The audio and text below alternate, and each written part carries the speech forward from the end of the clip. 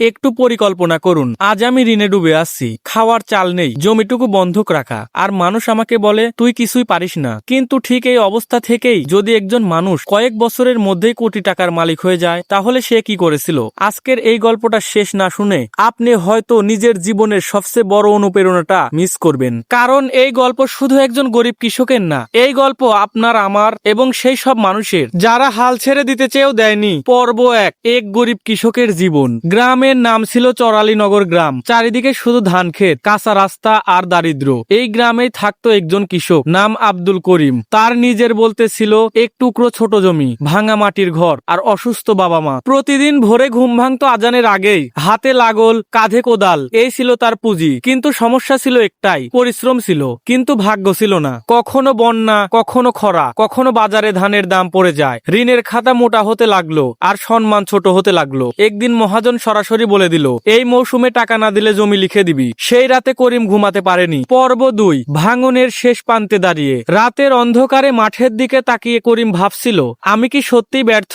আমার সন্তানরা কি আমাকে গরিব হিসেবেই মনে রাখবে? ঠিক তখনই তার বাবার একটি কথা মনে পড়ে গেল, জমি শুধু মাটি না রে বাবা, জমি হলো সুযোগ, যে বুঝতে পারে সে বদলে যায়। এই একটি লাইনই করিমের জীবন বদলে দেয়। পর্ব 3, চিন্তার পরিবর্তন। করিম বুঝে গেল, শুধু ধান চাষ করে জীবন বদলাবে না, অন্যদের মতো করলে অন্য ফসল আসবে না। সে সিদ্ধান্ত নিল, আমি ভিন্ন কিছু করব। সে শুরু করলো শেখা, ইউটিউবে কৃষি ভিডিও দেখা, উন্নয়ন চাষ পদ্ধতি শেখা, নতুন ফসল নিয়ে গবেষণা। সবাই হাসতো, এই গরিব আবার স্বপ্ন দেখে। কিন্তু করিম থামেনি। পর্ব 4, প্রথম ঝুঁকি। সে ধান বাদ দিয়ে শুরু করলো উন্নত সবজি চাষ প্লাস মাছ চাষ একসাথে। সব টাকা ছিল না, শেষ সম্বল হিসেবে স্ত্রীর গহনা বিক্রি করলো। স্ত্রী শুধু বলেছিল, আল্লাহ তাআলার উপর ভরসা রাখো। এই কথাটাই তার শক্তি হয়ে দাঁড়ায়। পর্ব 5, ব্যর্থতা কিন্তু হার না মানা। প্রথম বছর লাভ তো দূরের কথা, লোকসান হলো। লোকেরা বলছিলাম না। কিন্তু করিম লক্ষ্য করলো কিছু সবজি ভালো ফলন দিয়েছে, বাজারে চাহিদা আছে। সে আবার চেষ্টা করলো। পর্ব 6, আল্লাহ তাআলার রহমত। দ্বিতীয় বছর তার ফসল শহরের বাজারে পৌঁছালো।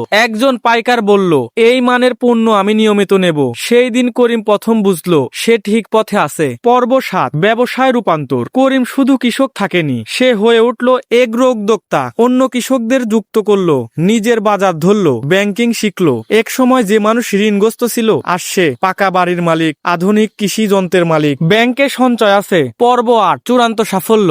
একদিন সেই মহানজন এসে বলল, করিম ভাই একটু সাহায্য লাগবে। করিম হেসে বলল, সময় মানুষকে শিখায়, কিন্তু সে প্রতিশোধ নেয়নি, সে সাহায্য করেছে।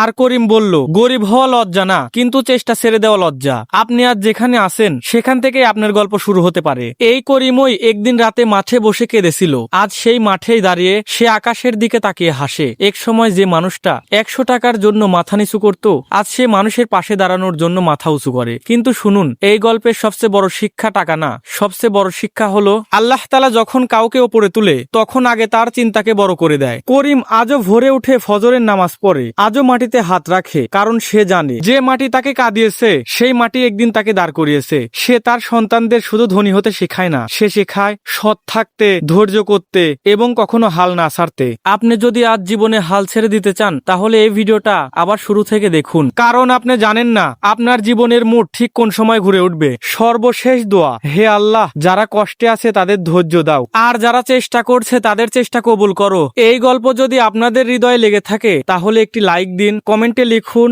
আমি পারবো ইনশাল্লাহ। আর এমন বাস্তব অনুপ্রেরণামূলক গল্প পেতে অবশ্যই আমাদের চ্যানেলটি সাবস্ক্রাইব করে পাশে থাকা বেল আইকনটি ক্লিক করুন। ভালো থাকুন, সুস্থ থাকুন। কথা হচ্ছে পরবর্তী কোনো ভিডিওতে। আল্লাহ হাফেজ।